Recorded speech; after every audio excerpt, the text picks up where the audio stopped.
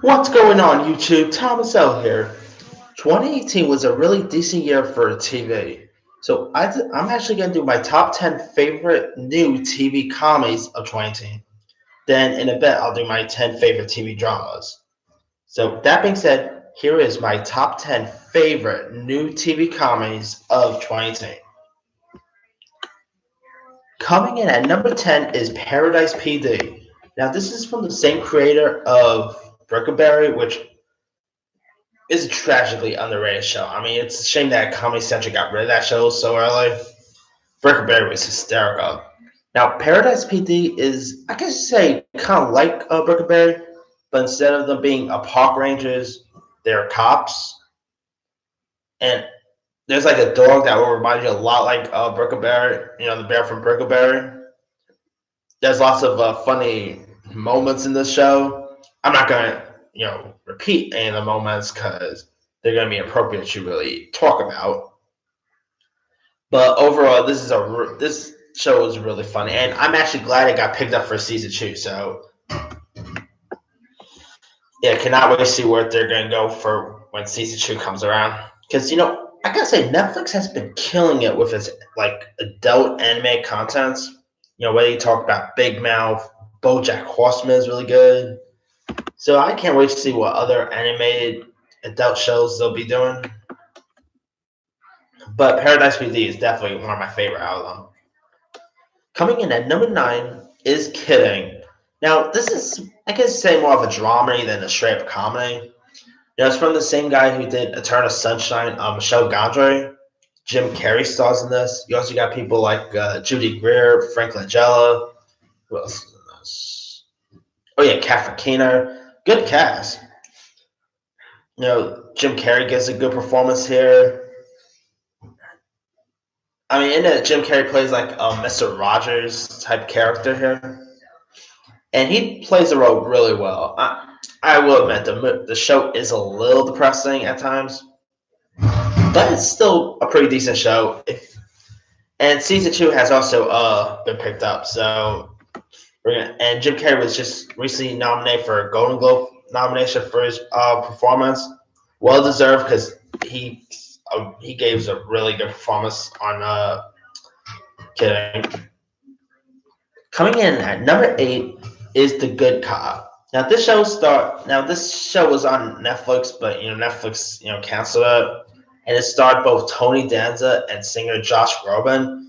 This show was hysterical. I mean, you really brought in Tony Danza and Josh Groban as father and son. Their father and son duo on the show was really funny. You even had a few guest spots that was pretty funny, like Bob Saget had a guest spot here. You have like the other supporting players was also really good. I mean, it's a shame that Netflix got rid of the show, but to be honest, they didn't really advertise it all that well, so I guess I can see why. If you guys haven't seen The Good Cop, season 1 is on Netflix. Check it out because it was a really funny show. And it was also cool seeing Tony Danza back on too. But hey, maybe we'll get a Who's the Boss revival down the line. Who knows? All right. Coming in at number 7 is The Kaminsky Method. Now, this show stars both Alan Arkin and Michael Douglas, and is created by Chuck Lorre, the man behind Big Bang Theory, Two and a Half Men. This is a really funny show, and it's also actually really heartfelt. I mean, I guess you say it's more of a dramedy as well, because in it, Michael Douglas actually plays a actor, while Alan Arkin plays his agent, and their chemistry in this is really on point. I mean, it's the chemistry between both Douglas and Arkin that actually makes the show perfect. And this show actually scored a few award nominations like Golden Globes, Critics' Choice, and Screen Actor Guilds. It's a really good show, and I don't know if it got picked up for season 2 yet, but I won't be surprised if season 2 comes because it's really that good. All right, coming in at number 6 is Grownish. Now, Grownish is a spin-off of Blackish. which I love, by the way. And it's the spinoff is Yaha Shahidi's character Zoe from Blackish. Now, this show is actually a freeform show.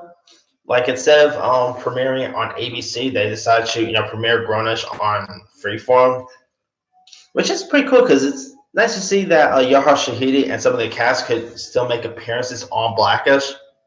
Kind of weird that Yaha didn't appear on the Christmas episode though. It's kind of weird, but and some of the other supporting players are really good here. Like the two twins in this, played by Chloe and Hallie, who are actually really good singers as well. They're sing still here. You also got Trevor Jackson. This actress named Fernisa Ressa. I think I pronounced her name right. She was just in Life Size 2. She's a scene stiller. There's a few other good supporting players, and also you'll probably see Anthony Anderson or Tracy Ellis Ross make appearances here and there. It's really funny and it's actually pretty heartfelt as well, and it's and y'all I think she plays Zoe really perfectly.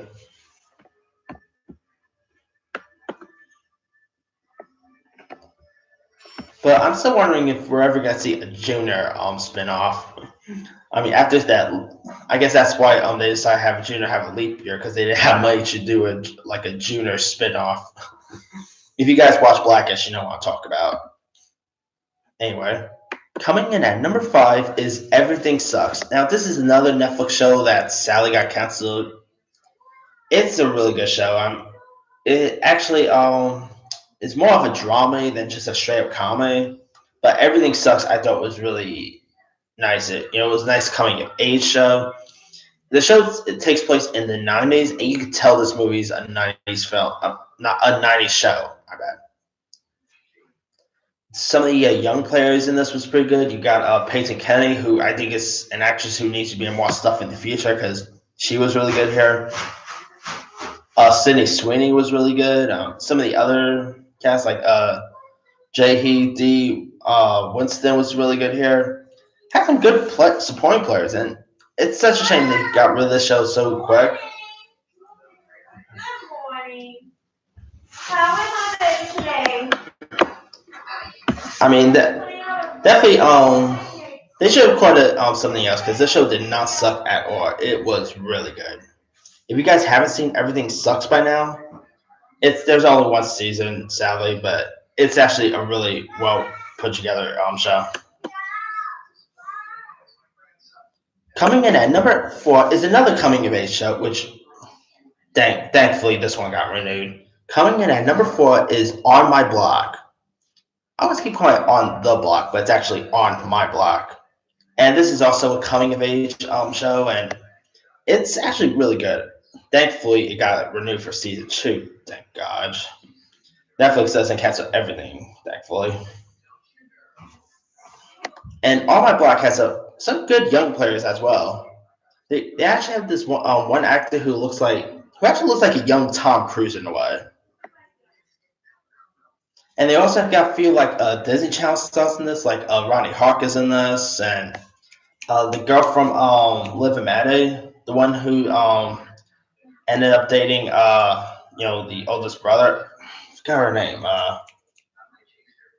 But it has some really good performances in this, and I'm looking forward for season 2 because the last season left off with a cliffhanger, and I hate when shows leave off with cliffhangers because it leaves me hanging. I'm sorry, I love shows, but my biggest pet peeves with every show is when they give us a cliffhanger, then we got to wait, a year or whatever to see the cliffhanger. Game of Thrones fans should know how I feel about that. But yeah, I'm actually glad to see season 2 coming because I really want to see what happens after that cliffhanger. If you guys seen On My Block, you guys probably know what cliffhanger I'm talking about. Coming in at number 3 is The Last OJ. Now, this stars Tracy Morgan and Tiffany Haddish. This is also a show on TBS, and it also got renewed for season 2. The Last OG is a really funny show. Tracy Morgan is really good. It's nice to see him coming, like making a comeback, especially after his accident he had a few years ago. And Tracy Morgan is really funny in this. And nice to see Tiffany Haddish in a TV show. She's really good. You even have Cedric the Entertainer popped up here and there. It's a pretty funny TBS show, and TBS is a pretty decent channel when it comes to making TV comedies. And Last OJ is probably my favorite that they've done. And season 2 is actually coming in hopefully in 2019. So looking forward to see where they're going to go with season 2 of The Last OJ. Coming in at number 2 is The Conners. Now this is going to be a little controversy because lots of people do not like the show. Actually, critics do, but some regular folks are not into The Conners. Now, of course, The Conners is a spin-off of Roseanne, and Roseanne was of course a revival, but Roseanne said some dumb stuff and got fired. And guys, if you're on a TV show, do not say dumb stuff and expect you get rehired. That's not going to happen. But overall, The Conners I think it's really funny, and it's actually doing pretty good without Roseanne. To be honest with you, I mean, of course, Roseanne was the heart of the show and all, but come on, let's be for real. Fans of Roseanne mostly liked John Goodman's Dan more than Roseanne. Let's be for real there. And I'm hoping Roseanne gets renewed because I really like the show. I mean, it's not great or anything like that, but it's actually pretty decent, funny. I think it's a really decent show, and I'm hoping season 2 gets picked up.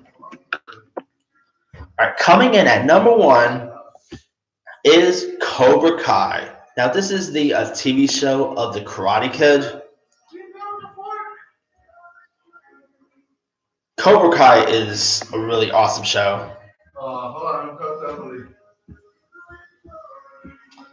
Now, when they announced that they were going to do a Karate Kid TV show, I thought that was a dumb idea.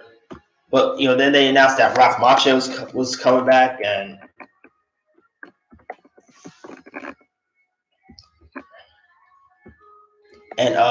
William, what's his name? And William Zaka is also coming back as. So I ended up being more curious, and I gotta say, this show is awesome. I like the throwback references they use from from the from the Karate Kid films. And it's pretty cool to see William Zaka come back as a Johnny Lawrence. Ralph Macchio's back as a Danny LaRusso. There's some supporting players in this that's pretty good too. You got Mary Mauser in the Zio Mardudina. Oh, not really good at pronouncing his name, to be honest with you. He's really good on the show though. You got Tenor Buchanan. Some pretty good players, and I think it's a really funny and well put together show. It's on YouTube Red, and I've seen some of the stuff they've done before Cobra Kai, and I mean they've done some decent stuff here and there. But right now, I think Cobra Kai is YouTube Red's best show. It's a really well put together show. The karate sequences are really cool. I really like the karate scenes they use in this. I'm definitely looking forward to check out season 2 because it's a really good show. And it's actually pretty much a comedy. I mean, there's like dramatic scenes in it, but there's actually more funny scenes and dramatic stuff. So I'm kind of counting it as a comedy. But yes, pretty much it for my 10 favorite new TV comedies of the year. Let me do the quick rundown. Number 10, Paradise PD. 9, Kidding. 8, The Good Cop. 7, The Kaminsky Method. 6, Grownish. 5, Everything Sucks. 4, On My Block. 3, The Last OG. 2, The Conners. 1, Cobra Kai. Now, there's a few other TV comedies that premiered this year that I also liked. Let me post on the list. LA to Vegas was actually pretty good. Sucks they canceled that one. The Neighborhood with Cedric the Entertainer and Max Greenfield. That show is actually pretty decent. You also Happy Together with Damon Wayans Jr. is actually not all that bad. It's not gonna get. To be honest, I think that show's gonna get canceled. So Murphy Brown, the new Murphy Brown, is pretty funny. Yeah, the year had pretty good TV comedies here. Let me leave it to you guys. What are some of your favorite new TV comedies of 2018? Drop a comment below. Don't forget to like, subscribe, hit that bell for more notifications. This here is Thomas L. signing off.